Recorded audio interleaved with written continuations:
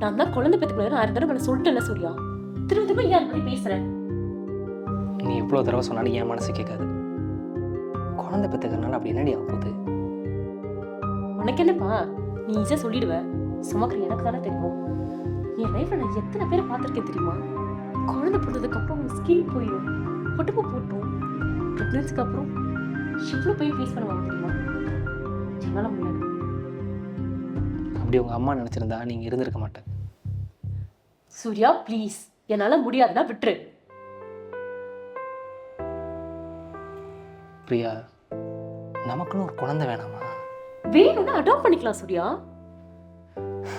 அதெல்லாம் செட் ஆகாது பிரியா. வீட்டில் எல்லாரும் உன் மேலே பயங்கர கோவத்தில் இருக்காங்க. அவங்க சொல்றாங்கன்ற காரணத்தினால தான் என்னால் குழந்தை பெற்றுக்க முடியாது. நான் நமக்காக தான் வேணும்னு சொல்கிறேன்.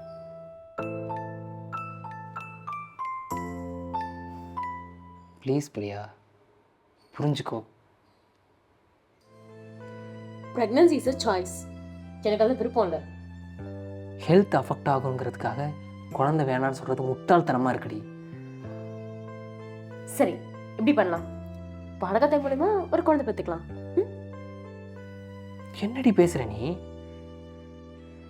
நம்ம குழந்தைய எப்படி இன்னொருத்தவங்க? சூர்யா இங்க பார், இதெல்லாம் ரொம்ப காமன். இதுக்கு நீ இப்படி ரியாக்ட் ஆகணும்னு அவசியமே இல்லை. என்னால் இதுக்கு ஒத்துக்கவே முடியாது பிரியா. ஏன் முடியாது? ஏன் பாடகத்தை மூலமா குழந்தை பெற்றுக்கிட்டு யாரும் சந்தோஷமா இல்லையா என்ன? இருந்திருக்காங்க, இல்லைன்னு நான் சொல்லலை. இப்போ உன்னால் பெற்றுக்கவே முடியாது, உனக்கு ஏதோ ப்ராப்ளம் அப்படின்னா ஓகே. ஆனால் உன்னால் முடியும். பட் நீ உன் அழகு பேருமேன்னு பயப்படுற. எவ்வளோ செல்ஃபிஷ் நீ. சை, யார் என்ன வேணால் சொல்லட்டும், நான் இப்படி தான் இருப்பேன்னு ஏன்டி இவ்வளோ அடமான கேரக்டராக இருக்க?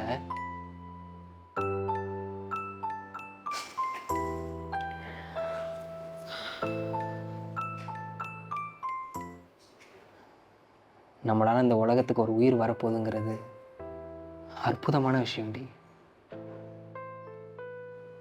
எனக்கும் குழந்தை ரொம்ப பிடிக்கும்டா. ஆனா பயமா இருக்கு. என்ன நம்பு. உனக்கு என்னப்பா, நீ ஈஸியாக சொல்லிடுவேன்னு சொன்னல, நான் உன் கூட இருக்கேன். உன் ஹெல்த்துக்கு எதுவும் இல்லாமல் நான் ஒன்று பார்த்துக்கிறேன். நம்பு. நிஜமா தான் சொல்றேன். ம்.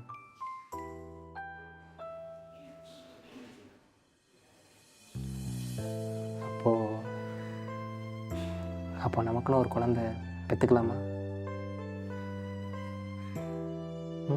ம்